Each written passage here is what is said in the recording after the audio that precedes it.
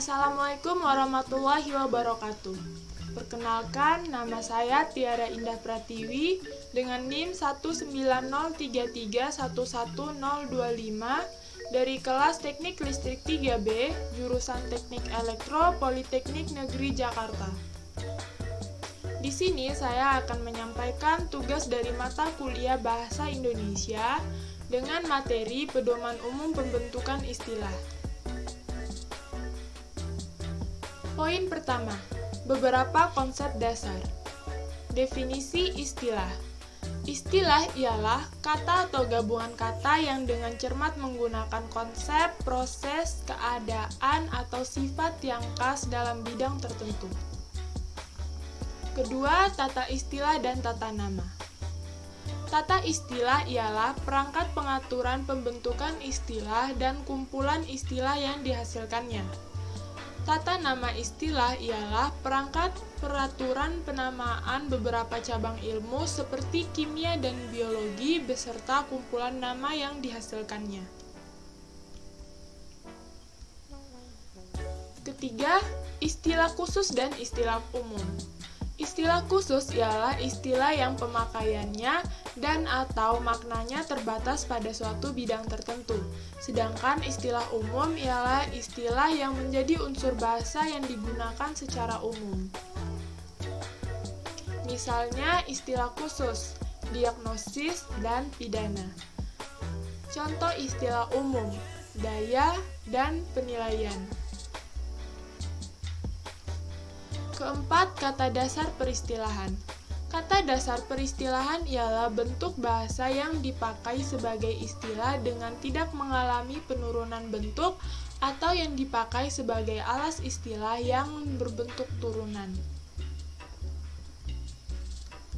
Misalnya, contoh kata dasar impor, bentuk turunannya pengimpor. Contoh kata dasarnya kasasi, bentuk turunannya dikasasi. Kelima, imbuhan peristilahan. Imbuhan peristilahan ialah bentuk dasar sehingga menghasilkan bentuk turunan yang dipakai sebagai istilah. Misalnya, pen plus cacah menjadi pencacah. Lapis plus an menjadi lapisan.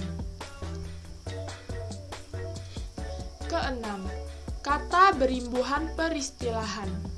Kata berimbuhan peristilahan ialah istilah atau bentuk turunan yang terdiri atas kata dasar dan imbuhan. Misalnya, bersistem dan pendakwaan. Ketujuh, kata ulang peristilahan. Kata ulang peristilahan ialah istilah yang berupa ulangan kata dasar seutuhnya atau sebagiannya dengan atau tanpa penyimbuhan dan perubahan bunyi. Misalnya, jari menjadi jejari, warna menjadi warna-warni. Kedelapan, gabungan kata peristilahan. Gabungan kata peristilahan ialah istilah yang terbentuk dari beberapa kata. Misalnya, daya angkut dan persegi panjang. Dan yang terakhir, perangkat kata peristilahan. Perangkat kata peristilahan ialah kumpulan istilah yang dijabarkan dari bentuk yang sama, baik dengan proses penambahan, pengurangan, maupun dengan proses penurunan kata. Misalnya, dari kata sort menjadi absorb, dari kata erap menjadi serap. Selanjutnya, poin kedua, sumber istilah. Pertama, kosakata bahasa Indonesia. Istilah dapat berupa kata umum yang diberi makna baru atau makna khusus dengan jalan menyempitkan atau meluaskan makna asalnya. Misalnya, kata tapak dan kata peka. Kedua, kosakata bahasa serumpun. Jika di dalam bahasa Indonesia tidak ditemukan istilah yang dengan tepat dapat menggunakan konsep, proses, keadaan, atau sifat yang dimaksudkan, maka istilah dicari dalam bahasa serumpun, baik yang lazim maupun yang tidak lazim. Misalnya, istilah yang lazim, timbel, dan pirt. Istilah yang tidak lazim, gawai, dan device. Ketiga, kosakata bahasa asing.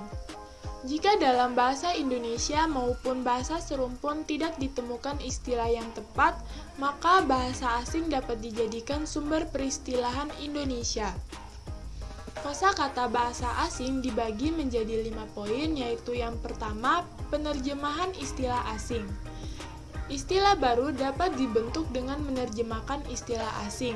Misalnya, some working yang sama artinya dengan kerjasama, dan network yang sama artinya dengan jaringan. Yang kedua, penyerapan istilah asing.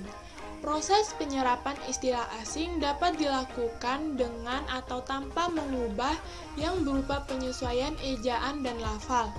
Misalnya, istilah asing energi, istilah Indonesia yang dianjurkannya energi, dan istilah Indonesia yang dijauhkannya daya, gaya, tenaga, dan kekuatan. Ketiga, penyerapan dan penerjemahan sekaligus. Istilah bahasa Indonesia dapat dibentuk dengan jalan menyerap dan menerjemahkan istilah asing sekaligus. Misalnya, subdivision yang sama artinya dengan subbagian. Keempat, macam dan sumber bentuk serapan. Penulisan istilah itu sedapat-dapatnya dilakukan dengan mengutamakan ejaan dalam bahasa sumber tanpa mengabaikan segi lafal. Misalnya, matematis yang sama artinya dengan matematika. Dan yang terakhir, istilah asing yang bersifat internasional. Istilah asing yang ejaannya bertahan dalam banyak bahasa dipakai juga dalam bahasa Indonesia dengan syarat diberi garis bawah atau dicetak miring. Misalnya, status quo yang sama artinya keadaan yang sekarang. Selanjutnya, poin materi terakhir yaitu poin ketiga, aspek tata bahasa dalam peristilahan. Yang pertama, penggunaan kata dasar. Istilah dapat berbentuk kata dasar, misalnya kata asam dan kata sudut. Kedua, proses penyimbuhan. Perangkat istilah perimbuhan menunjukkan pertalian yang teratur antara bentuk dan maknanya. Keteraturan itu hendaknya dimanfaatkan dalam pengungkapan makna konsep yang berbeda-beda. Ketiga, proses pengulangan. Istilah yang mengungkapkan konsep keanekaan, kemiripan, kumpulan, pengaburan, dan perampatan atau generalisasi dapat dibentuk dengan reduplikasi. Misalnya, kata baris menjadi baris berbaris, kata daun menjadi dedaunan. Dan yang terakhir, proses penggabungan. Istilah yang berupa gabungan kata sepadat-padatnya berbentuk singkat, misalnya angkat besi dan daya angkut. Sekian video dari saya, kurang dan lebihnya saya mohon maaf. Wassalamualaikum warahmatullahi wabarakatuh. Terima kasih.